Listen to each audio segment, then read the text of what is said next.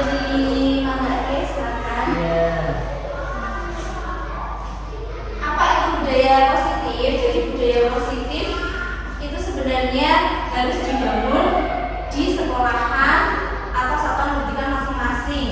Jadi mungkin ini tidak dipelajari di bangku perkuliahan ya, tapi di sekolah kita harus menerapkan budaya positif. Salah satunya posisi kontrol. Apakah pernah mendengar posisi kontrol sebelumnya? Jadi ya, karena di bangku perkuliahan saya dulu juga tidak pernah mendapatkan yang seperti ini. Ini untuk apa sih? Ini agar guru-guru bisa menerapkan budaya positif sepanjang dari maksudnya kelas 1 sampai kelas 6. Kita harus menerapkan dari guru nanti bebas ke ini adalah posisi kontrol menurut Diana Gaussen dalam bukunya Education Instruction School Discipline. Jadi ada 5 posisi kontrol, mau itu dari orang tua, mau itu dari para guru, mau itu dari misalkan mahasiswa juga bisa. Yang pertama ada penghukum. Jadi posisi guru atau orang tuanya selalu membuat dia merasa dikasih pelajaran yang lebih, maksudnya suruh lari atau suruh push up atau apa gitu. Kemudian membuat rasa bersalah. Membuat rasa bersalah biasanya para guru atau mahasiswa atau orang tua biasanya sering menyebutkan kata-kata yang menyakiti hati. Loh, dia orang salahmu itu, gitu. Salah sokong, gitu. Kemudian ada pemantau. Pemantau tuh orangnya yang lebih bersifat seperti ini. Misalkan, kamu kan udah tahu awal itu dulu, terus kenapa masih kamu lakukan? Gitu. Kemudian teman. Kalau teman biasanya yang lebih friendly. Misalkan muridnya nggak bawa PR atau nggak bawa PR, ya udah ada apa-apa, yang penting bisa dikerjakan ya. Terus yang terakhir manajer. Kalau manajer itu ditanyain dulu, kenapa kamu nggak bawa PR, alasannya apa? Oh, setelah ditanyain, setelah itu baru divalidasi kesalahan.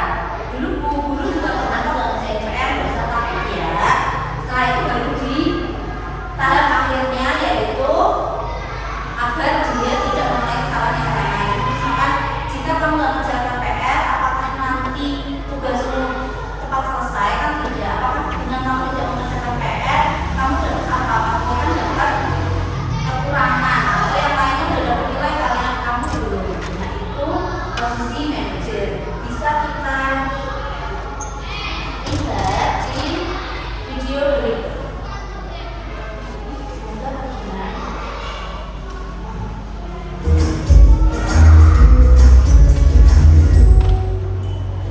Salam bahagia Ibu dan Bapak Guru Hebat.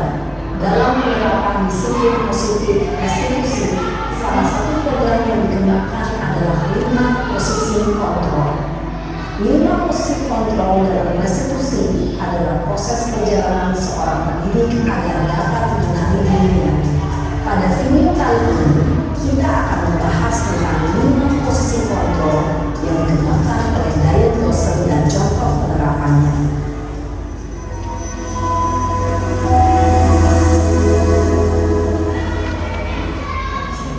5 posisi kontrol itu adalah 1. Posisi penghukum, 2. Posisi pembuat merasa bersalah, 3.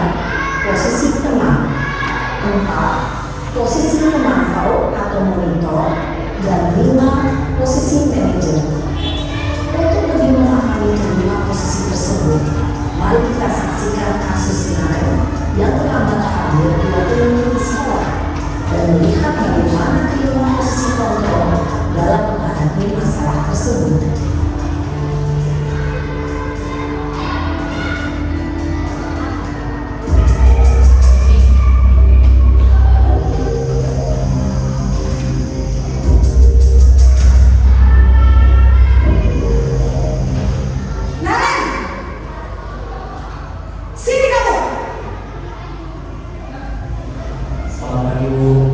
Selalu terlambat.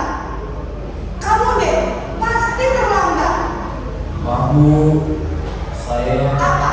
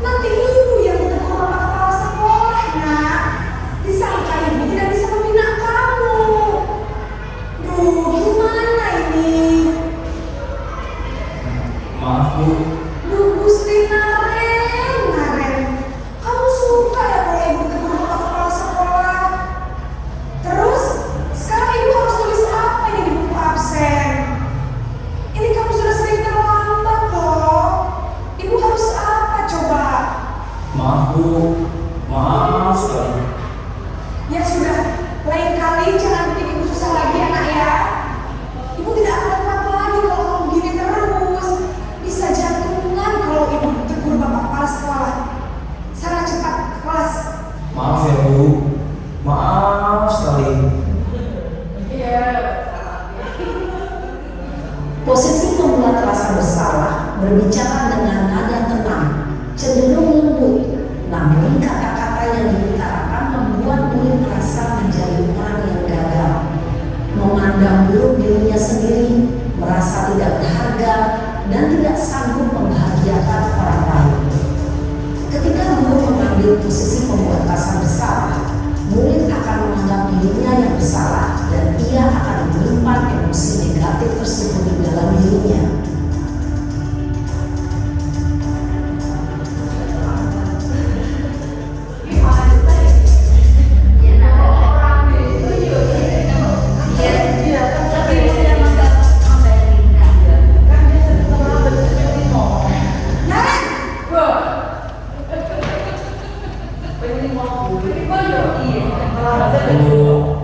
Wah, sudah jam berapa ini nak? Terlambat lagi ya sayang. Iya Bu, habis ibu saya lupa bangunkan saya Bu. Kamu malah menyalahkan ibu kamu. Kamu bukannya anak yang larinya paling kencang. Kok terlambat sih? Iya Bu, saya memang terlambat bangun tadi. Jadi biarpun saya lari kencang, tetap gak kecenjar Bu. Ya sudah sana, nanti lain kali larinya lebih kencang lagi ya. Biar gak terlambat lagi. Bikin seneng ibu, demi ibu. Bisa kan? Bisa Bu. Ya sudah sana masuk kelas. Ibu beresin urusan absen kamu. Kamu ini ada-ada saja. Dalam posisi teman, guru berbicara dengan nada suara ramah, akrab, cenderung bersenda gurau untuk menjaga suasana tetap santai. Murid akan merasa senang, aman, dan akrab dengan guru. Identitas yang tercipta adalah identitas sukses atau berhasil. Namun, perlu diingat, karena ini masih merupakan eksternal, maka ada faktor ketergantungan dan murid kepada orang tertentu. Di sini, guru absennya, sehingga di lain waktu, murid bisa berperilaku baik, namun hanya kepada orang-orang tertentu saja.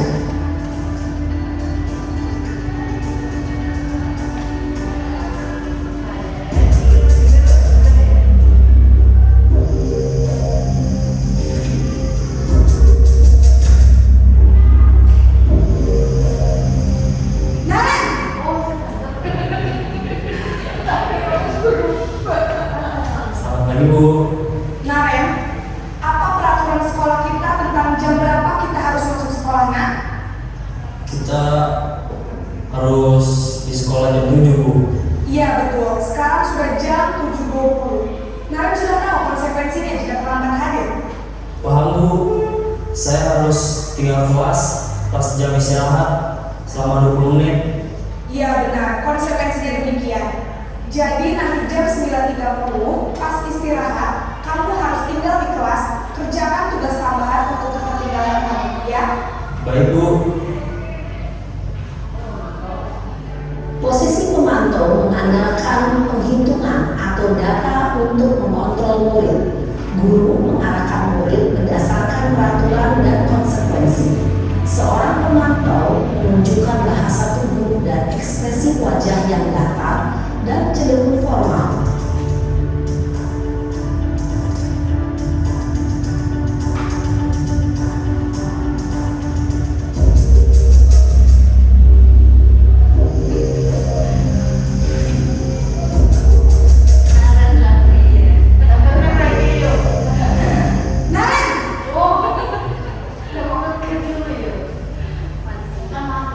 Selamat pagi Bu. Selamat pagi, Naren. Maaf Bu, saya terlambat. Iya, sekolah masuknya jam 7, sekarang sudah jam 7.20. Jadi sekarang bagaimana nih, Naren? Maaf Bu, saya lupa setel alarm saya semalam. Baiklah, menurut kamu, keyakinan sekolah yang mana yang perlu kamu tingkatkan? Menghargai diri sendiri dan orang lain mungkin ya Bu. Setuju. Jadi, apakah Naren meyakini prinsip saling menghormati tersebut? Iya Bu, saya meyakininya. Apakah Naren bersedia memperbaiki masalah keterlambatan ini? Bersedia Bu. memperbaiki masalah keterlambatan ini? Saya akan coba untuk tidak lupa menyetel alarm saya, Bu. Baik, kalau kalian lupa menyetel alarm di rumah, ada orang yang kira-kira bisa bantu mengingatkan tidak? Ada, Bu. Kakak saya, Kak Emma. Ada lagi selain Kak Emma? Selain Kak Emma, ada ibu saya. Baik, jadi yang mengingatkan Naren adalah Kak Emma dan Ibu kamu ya. Kira-kira akan mulai set alarm kapan nih Naren? Setelah pulang sekolah, akan segera saya lakukan. Baik, jadi Naren akan setel alarm untuk bangun besok pagi dan akan diingatkan oleh kakak dan ibu dan Naren ya. Ada lagi yang mungkin perlu dilakukan Naren agar tidak terlambat bangun lagi? Tidak ada, Bu. Baik Naren, terima kasih untuk kerjasama kamu. Sekarang kamu perlu kembali ke kelas untuk belajar. Baik, Bu. Terima kasih. Posisi manajer adalah posisi kontrol yang disarankan untuk membimbing murid memiliki sikap disiplin yang positif, yaitu murid yang mandiri, bertanggung jawab, dan dapat memecahkan masalah. Tujuan dari posisi ini adalah agar murid dapat berefleksi atas tindakannya. Guru akan lebih tulus memberikan pertanyaan-pertanyaan bermakna, sehingga membuat murid dapat belajar dari kesalahannya dan mencari sebuah solusi untuk menyelesaikannya. Ibu dan bapak guru hebat, setelah mengamati adegan kelima posisi kontrol tadi, kira-kira posisi mana yang paling ideal? Posisi mana yang dapat menunjang motivasi intrinsik murid? Ya, tentu posisi manajer. Posisi ini memang posisi ideal yang ingin dituju setiap pendidik. Pada posisi inilah, guru dapat menerapkan disiplin positif yang berpihak pada murid, yang memerdekakan murid. Perjalanan seorang pendidik tentunya tidak mudah untuk sampai pada posisi seorang manajer. Namun, tujuan kita pasti, yaitu menciptakan murid-murid yang mandiri, merdeka, dan bertanggung jawab. Semoga penggambaran 5 posisi kontrol yang telah diperlihatkan ini dapat menjadi ajang refleksi bagi kita semua, agar dapat terus mengasah dan menerapkan disiplin positif yang memerdekakan murid. Mari terus berlatih dan bersemangat. Selamat menerapkan.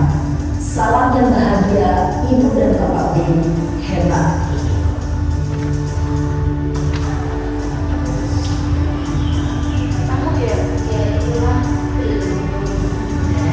Itulah posisi kontrol 5 tadi, mau itu dipakai di sekolah atau di rumah atau ketika teman-teman udah di praktek besok, itu bisa diterapkan pula anak-anak.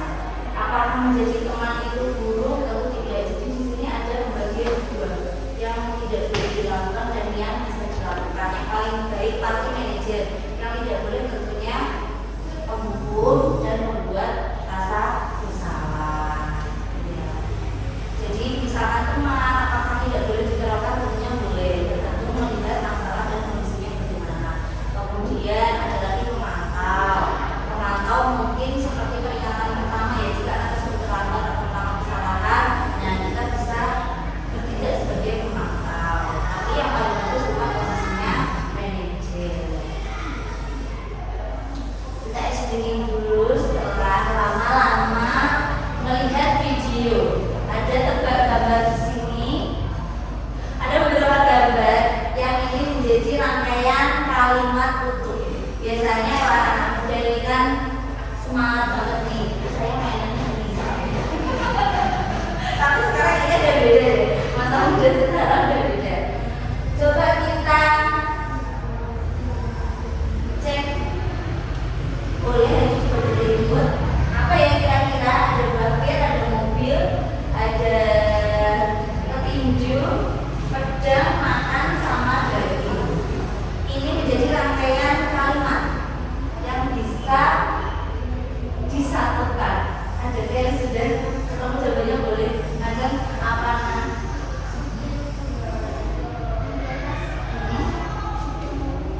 Iya, lanjutannya dilanjut sampai bawah itu jadi satu satuan kalimat.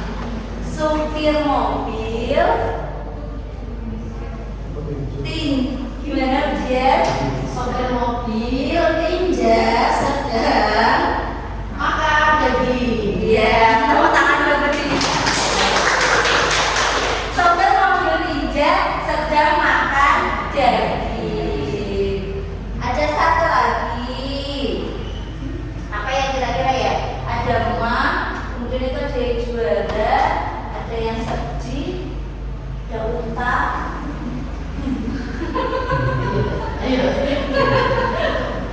Apa ya?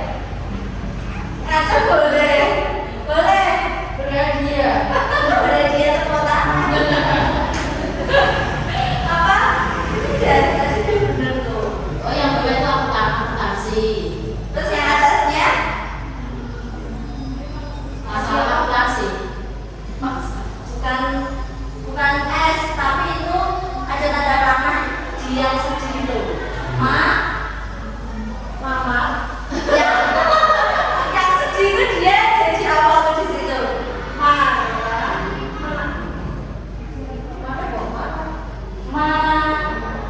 Yang nomor satu kan menang, terus yang sedih jadi kalah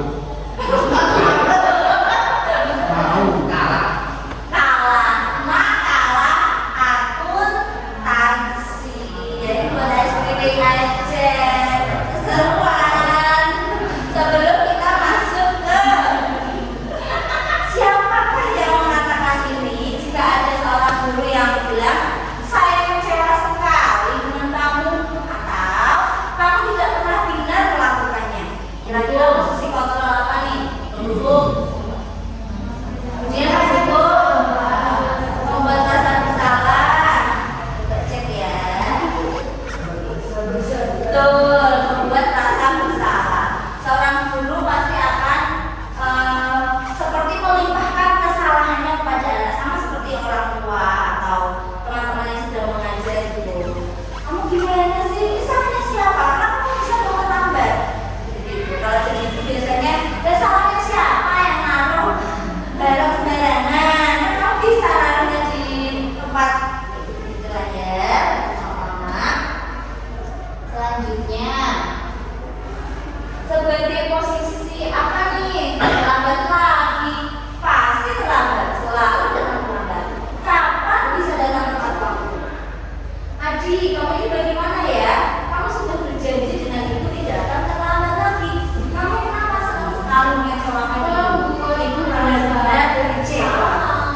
Membuat rasa bersalah atau yang apa? Buat rasa bersalah di jawaban lain.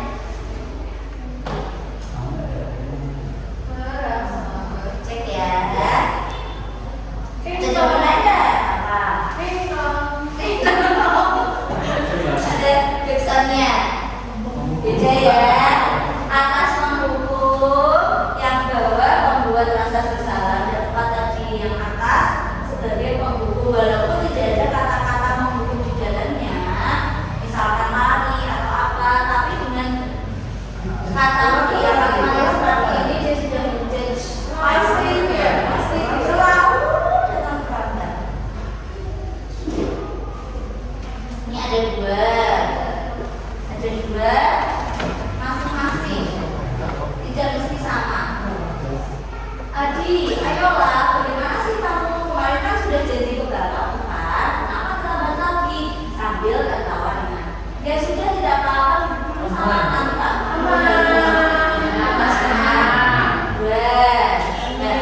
Adi, tahukah kamu jam berapa kita mulai? Tahu Pak. Kamu bisa memantau atau coba di lagi. Apakah kamu sudah mengerti konsekuensi yang dilakukan? Coba cek ya.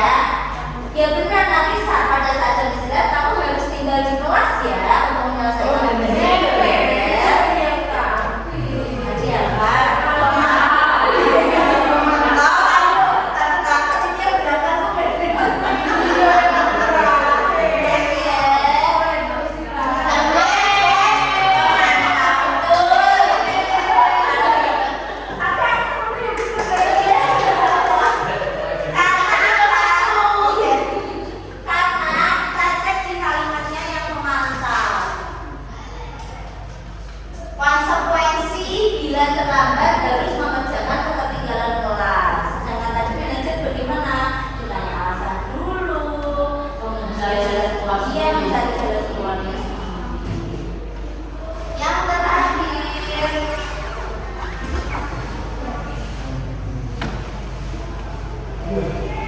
Adi, apakah kamu manajer berapa sekolah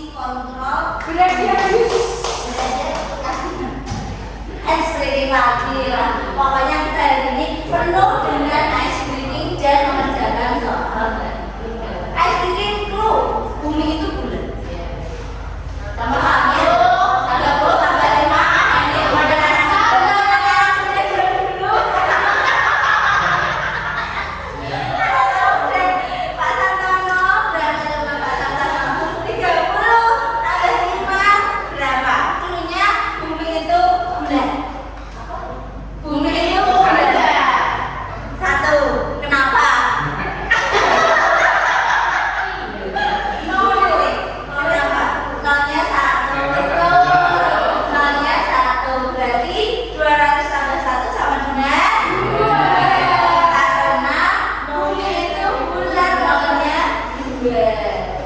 Yang mana? Kalau 10 tambah 8. 33. Ini kamu tetap jauh ini.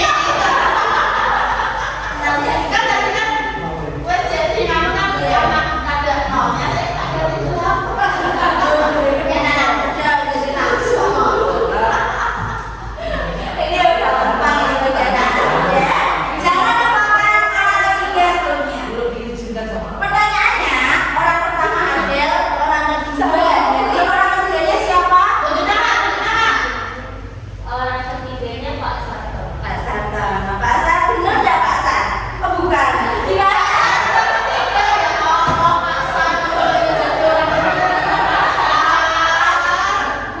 Gimana Pak Sarto? Nggak mau. Coba Pak Sarto yang jawab. Orang pertama Adel, orang kedua Heri, orang ketiganya siapa? Jangan lupakan orang ketiga dulunya. Ini sesuatu aja Pak Sarto. Ini kayak Jangan lupakan orang ketiga. Jangan lupakan orang ketiga. Orang ketiganya siapa, Pak Sar? Orang pertama Adel. Orang kedua Heri. Orang ketiganya siapa? Siapa? Orang ketiganya siapa? Siapa orang ketiganya? Satu-satu. Oh, ini pas. Orang ketiganya siapa? Salah. Orang ketiganya siapa?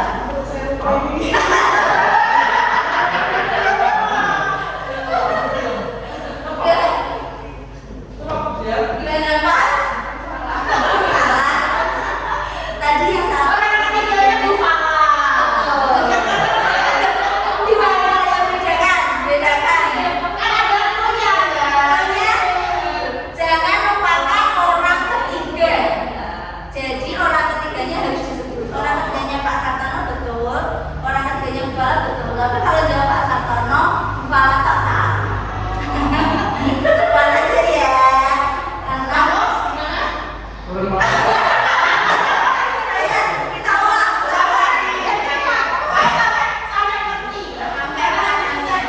Orang ketiga, punya jangan lupakan orang ketiga.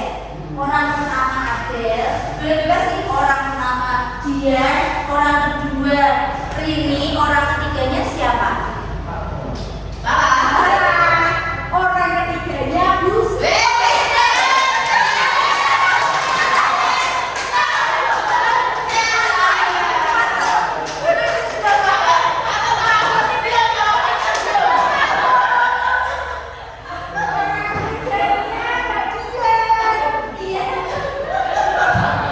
Jangan lupakan orang ketiga.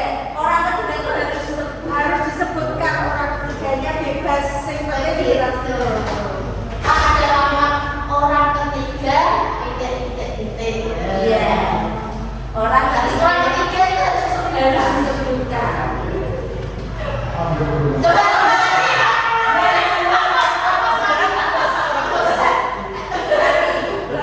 Kalimat orang ketiga tuh ya.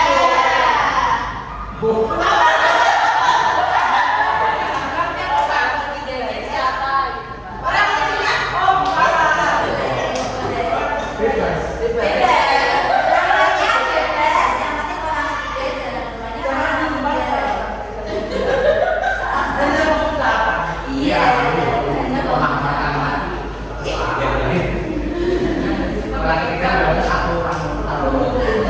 Nanti tambah satu lagi bisa nih. Maka yang pertama gitu kan. Malah jelasnya langsung saja. Ada beberapa budaya positif yang akan saya sampaikan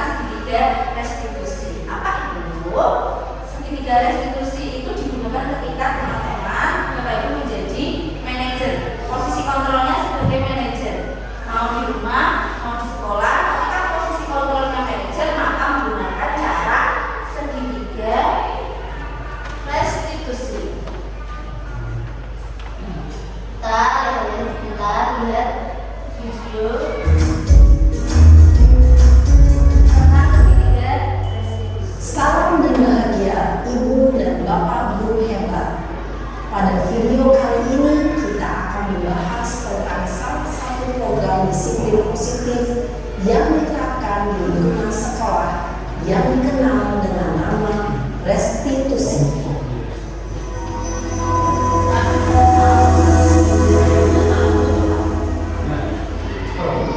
Restitusi dikembangkan oleh pakar pendidikan dari Indonesia berlandaskan pada teori kontrol metode Indonesia. Segitiga restitusi adalah suatu proses dialog yang dijalankan oleh guru atau orang tua agar dapat menghasilkan murid yang bertanggung jawab. Pada saat guru di posisi manajer, aspek yang dikembangkan pada murid adalah motivasi intensif, sehingga penanaman nilai-nilai kebajikan dapat tumbuh dan berkembang menjadi suatu kebiasaan positif yang akhirnya membentuk karakter murid. Proses dialog ini terdiri dari 3 langkah yang digambarkan pada ketiga sisi pada segitiga restitusi. Sisi pertama adalah menstabilkan identitas. Sisi yang kedua adalah validasi tindakan yang salah. Dan sisi yang ketiga adalah menanyakan keyakinan. Ibu dan bapak guru, berikut ini akan menunjukkan bagaimana seorang guru berada dalam posisi manajer menggunakan penerapan segitiga restitusi.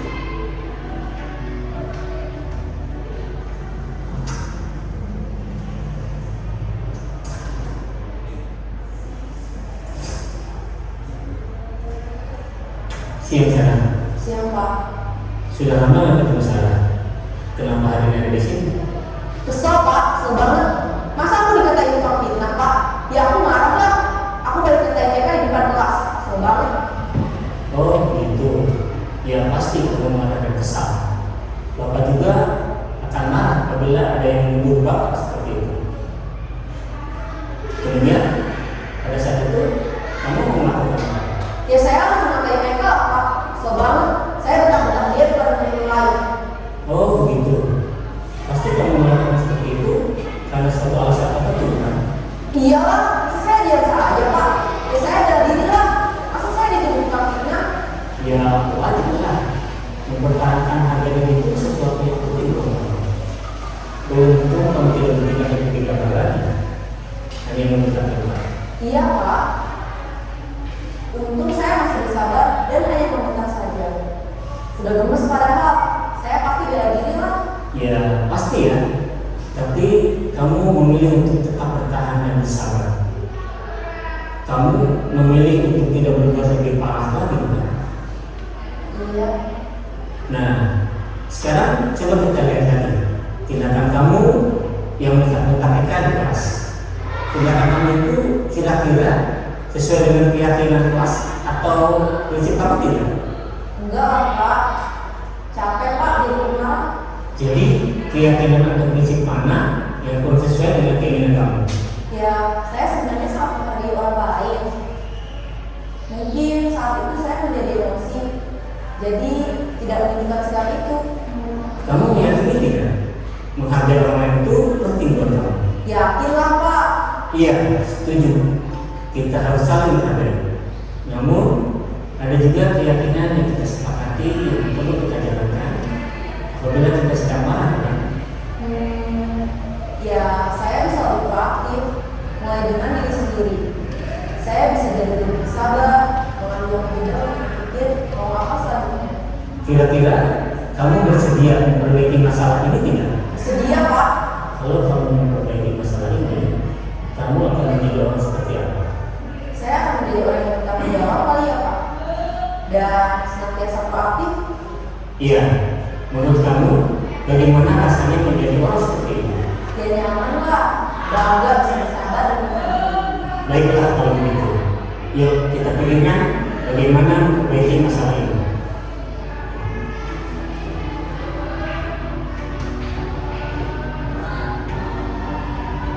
Ibu dan bapak guru hebat. Baru saja kita menyaksikan contoh bagaimana seorang guru berada dalam posisi manajer menggunakan penerapan segitiga restitusi.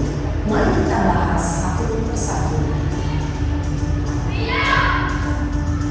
Pada sisi pertama, menstabilkan identitas berdasarkan pada prinsip bahwa membuat kesalahan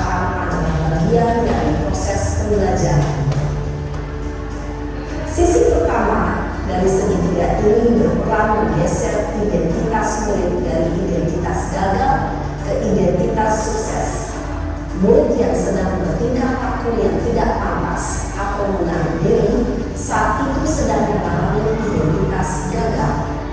Bila kita mengkritiknya, maka posisinya tidak akan berubah. Kita bisa mengajukan pernyataan ini. 1. Membuat kesalahan sesuatu yang wajar. 2. Manusia tidak ada yang sempurna. 3. Kita bisa memperbaiki masalah ini. 4. Saya tidak menanyakan kesalahannya. Saya lebih fokus bagaimana memperbaiki masalah ini. 5. Apakah saat ini kamu telah menjadi orang yang baik untuk dirimu sendiri? Pada sisi kedua, validasi tindakan yang salah berlandaskan pada prinsip bahwa setiap perilaku berupaya memenuhi suatu kebutuhan tertentu. Guru yang telah memahami teori kontrol akan bergeser dari pemikiran stimulus respon menjadi proaktif dan mencoba untuk mengenali tujuan dari perilaku murid, mengenali dan mengakui kebutuhan murid ini dapat memperbaiki hubungan dengan murid tersebut.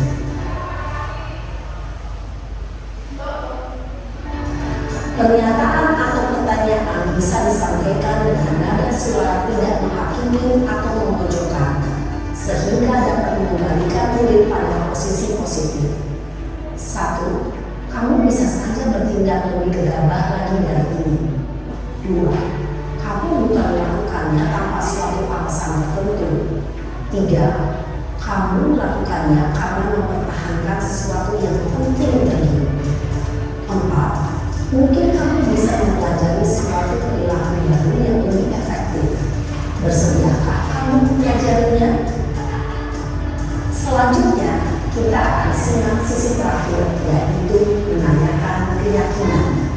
Teori kontrol menyatakan bahwa pada dasarnya kita termotivasi secara implisit. Pada saat perilaku yang salah telah divalidasi dan identitas sukses telah stabil, maka murid telah siap memainkan keyakinan-keyakinannya dengan tindakannya yang salah dan pemikirannya telah bergeser ingin menjadi orang yang menuju. Pertanyaan-pertanyaan ini dapat memainkan keyakinan-keyakinan yang diambil murid. 1. Sebagai keluarga atau kelas, apa yang kita yakini? 2. Nilai-nilai apa yang telah kita sepakati? 3. Seperti apa gambaran sebuah kelas yang ideal bagi kamu? 4. Kamu ingin menjadi orang seperti apa?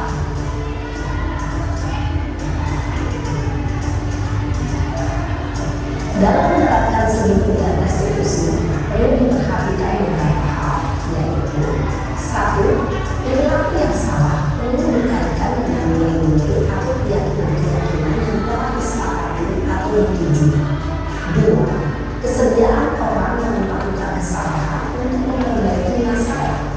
3. Mencari masalah sebisa mungkin relevan atau memiliki hubungan dengan masalah yang ada. 4. Usaha perlu adanya suatu usaha perbaikan dari pihak yang membuat kesalahan. 5. Waktu perlu didedikasikan waktu dari pihak yang membuat kesalahan. Tanyakan kapan akan mulai melakukan usaha untuk memperbaiki masalah. Dengan memahami struktur penerapan segitiga restitusi, diharapkan guru dapat menerapkan posisinya sebagai manajer dengan mengajukan pertanyaan-pertanyaan bermakna yang dapat membuat murid menjadi lebih percaya diri, bertanggung jawab, dan mandiri. Nah, ibu bapak guru perlu tidaknya mengikuti ketiga tahapan dalam segitiga restitusi bergantung pada dengan beratnya suatu permasalahan. Misalnya, bila permasalahan tersebut ringan, maka tidak perlu dijalankan secara berurutan. Bahkan bisa segera menanyakan apa keyakinan yang kita sepakati. Dengan menjalankan segitiga restitusi dengan mengajukan pertanyaan-pertanyaan bermakna, diharapkan murid menjadi lebih kuat secara pribadi, dapat membuka wawasan hidup agar dapat menyelesaikan permasalahannya sendiri, semakin percaya diri, mandiri, dan berbeda. Salam dan bahagia, Ibu Bapak Guru hebat.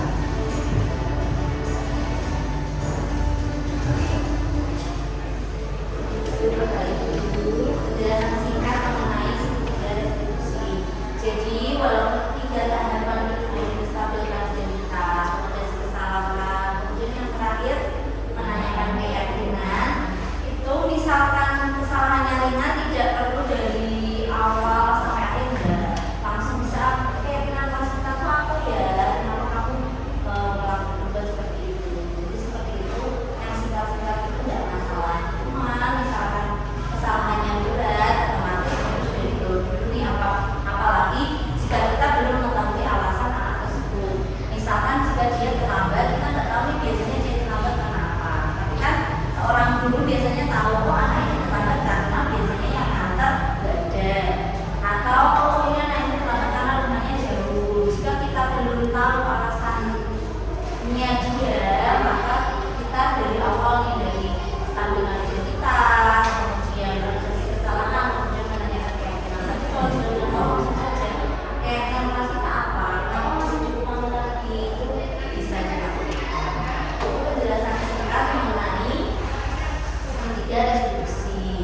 Sekarang ya itu tadi bagian 3 restitusi. Kenapa dinamakan segitiga? Karena ada 3 tahapan yang dilakukan seorang guru, orang tua maupun orang yang disekolahkan pada itu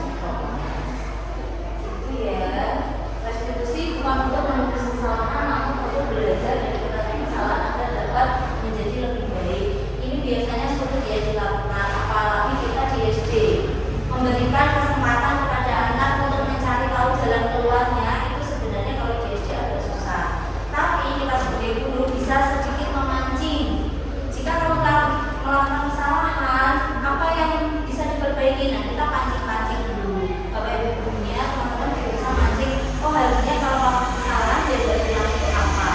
Karena berdasarkan misalkan kasus-kasus di sini yang kami pelajari, itu biasanya latar belakangnya SMP. Dan anak SMP biasanya kan sudah memahami konsekuensi dari tindakan-tindakannya. Sedangkan SD kadang salah aja nggak tahu nih. Salah apa ya? Karena anak SD, maka kita teman-teman juga yang bisa memancing, ini loh kamu seperti ini, sebaiknya kamu jangan seperti ini, nanti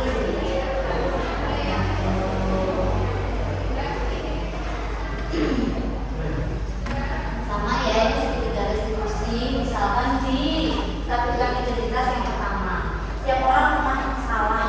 Nah, jadi kamu bersalah itu tidak apa-apa, jangan terlalu merasa terpukul jika melakukan kesalahan. Kamu bukan satu-satunya yang pernah melakukan ini kok, ibu juga pernah. Itu lebih menenangkan dulu. Kemudian baru validasi tindakan yang salah. Kamu tentu punya alasan kan, kenapa terlambat atau kenapa melakukan itu. Kemudian cara lain bisa nggak sih kalau kamu nggak melakukan kesalahan itu? Sebenarnya dia kan kalau kelas tinggi sudah ada yang tahu jawabannya. Yang penting ditenangkan dulu nih. Kalau itu dapat, kan kita udah masuk nih ke kayak jiwanya dia. Kita udah merasa dia sudah merasa diterima, maka dia akan lebih mudah memvalidasi tindakannya. Yang terakhir, biasanya kita pancing dengan keyakinan kelas kita apa? Kan sudah kita sepakati, kenapa masih dilanggar? Kamu ingin menjadi orang yang seperti apa sih? Biasanya anak-anak tuh sudah mempunyai cita-cita mau jadi orang sukses, mau jadi orang hebat. Nah, jika kamu melakukan kesalahan ini, apakah kamu bisa menjadi orang yang sukses? Nanti dilemparkan lagi.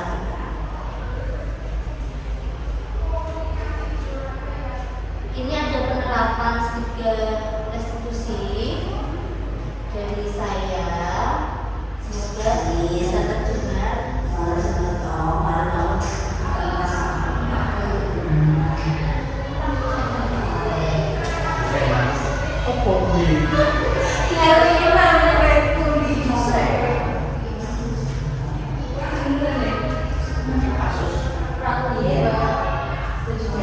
Ini ceritanya Eden melakukan kesalahan. Saya panggil ke ruangan khusus, tidak boleh ada yang melihat. Biar privasi dia terjaga, dia bebas mengutarakan maksudnya. Dia tidak sengaja karena tidak terdengar. Saya bertanya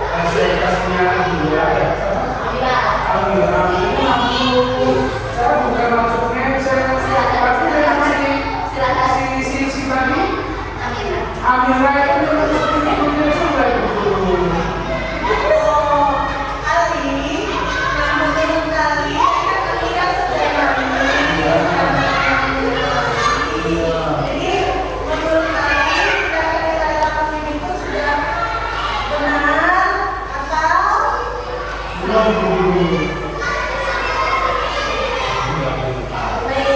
Kali sebenarnya tidak apa-apa untuk melakukan kesalahan. Ya, tidak bermaksud Karena semua manusia itu tapi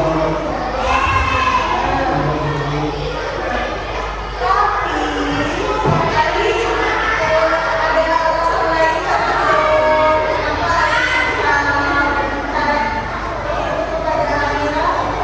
Biar kiranya biar serangan badannya tambah, ini yang baik.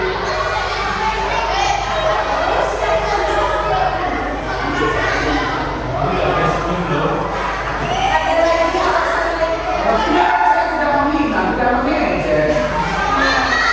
Tapi apakah Ali sudah tahu kalau kita punya peraturan kelas? Tidak tahu, Bu. Kita semuanya boleh berseberangan. Berbahagia kelas. Ya, kita juga sama teman-teman itu harus saling Menjaga ya. baik, menjaga, kesannya dijaga. Nah, terus karena tadi Amira sudah nangis dan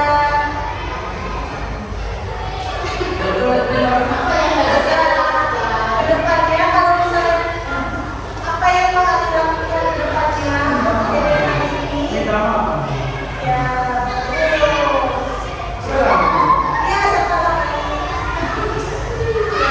apa kira-kira atas kesalahan saya yang viral?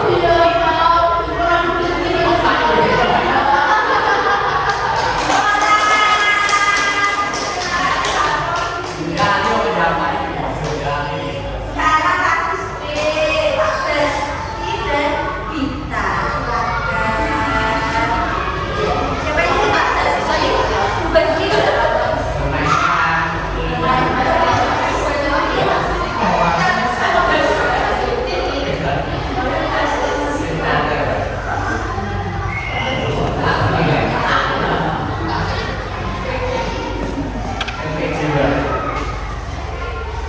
Ya, udah usah dimulai.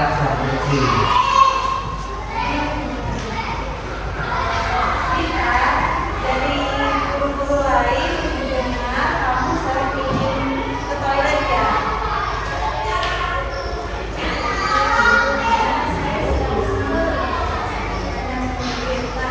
Iya, kan berarti kita punya alasan yang lain. Kira-kira dari kita sendiri kenapa ya setiap kali Bapak ya. Boleh nggak bertemu sama ibu sebentar? Ikut sama ibu dulu ya. Boleh, Bu.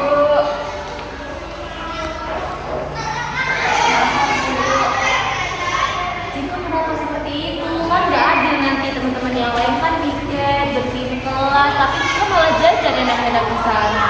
Itu saya bosan sekali tuh, saya sudah nyapu tapi kayak ngerasa lama sekali gitu gak bersih-bersih kelasnya.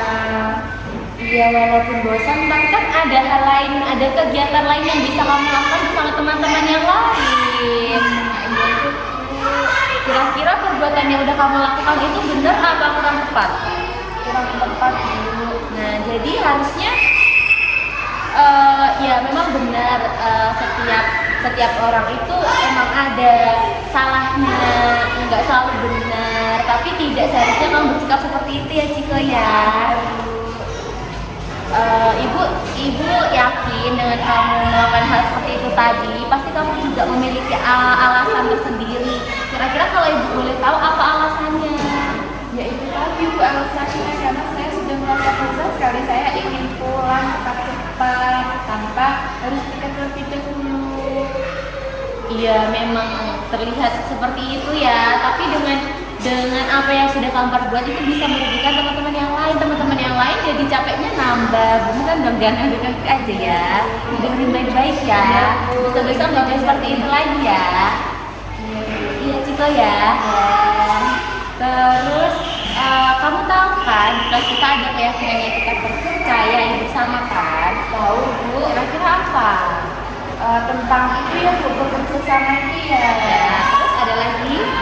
Tahu saya itu aja Bu. Saya menganggapnya yang itu karena saya tidak peduli karena bila teman saya melakukan piket Untuk menjaga. kebersihan kelas. Nah, seharusnya, jadi kalau ibu boleh tahu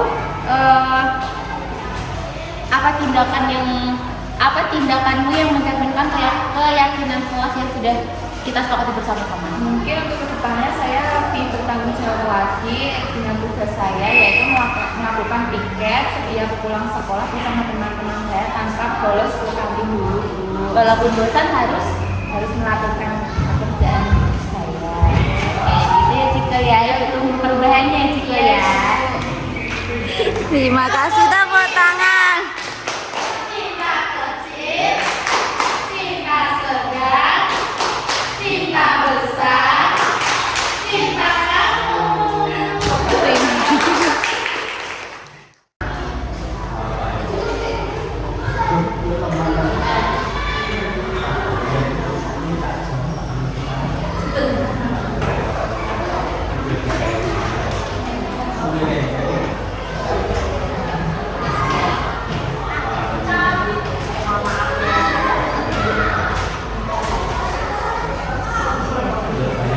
Begitu teman-teman. Jadi terima kasih telah dengan keluasan waktu di sini. Tadi kasus C, Ciko dan siapa? Pak. Kasus Ciko sudah wali kelas. Kasus Ciko sudah tertangani dengan baik. Sudah bisa memerankan guru dengan sangat aktif dengan sebagai kontrol, psikosonya sebagai manajer. Beri tangan dari kita semua.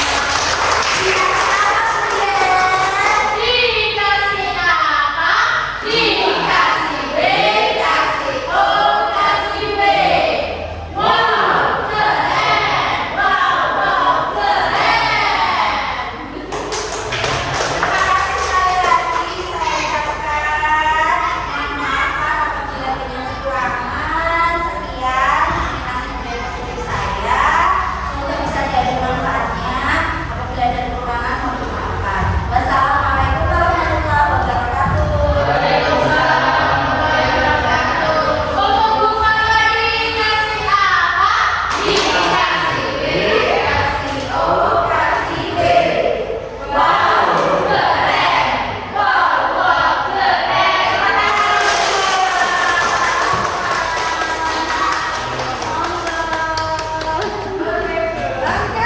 Boleh. Sudah.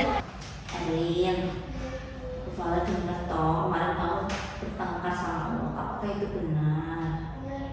Kenapa?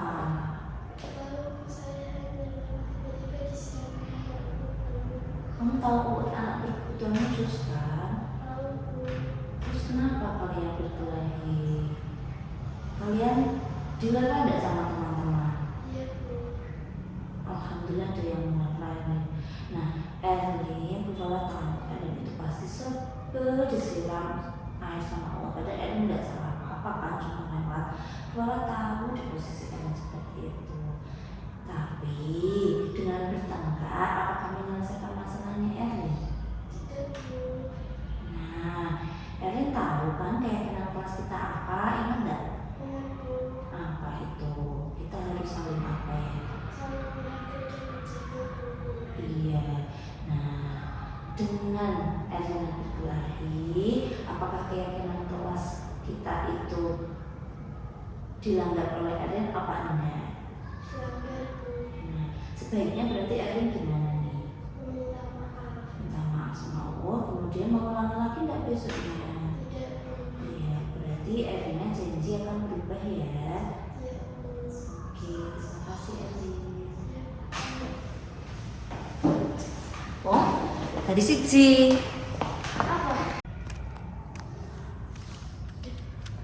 Saya Erlina, kelas 5A. Setelah mengobrol dengan Bu Farla, saya menjadi lega dan tidak akan mengulanginya lagi.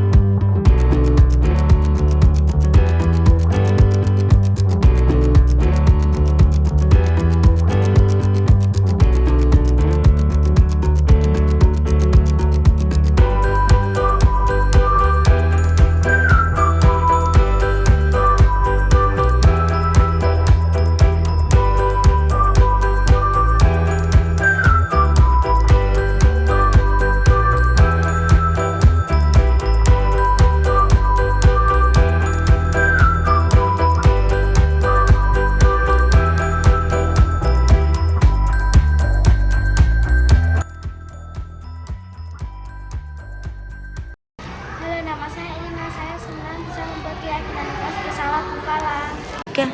Halo, nama saya Tangka. Saya senang membuat keyakinan bersama Bu Fala.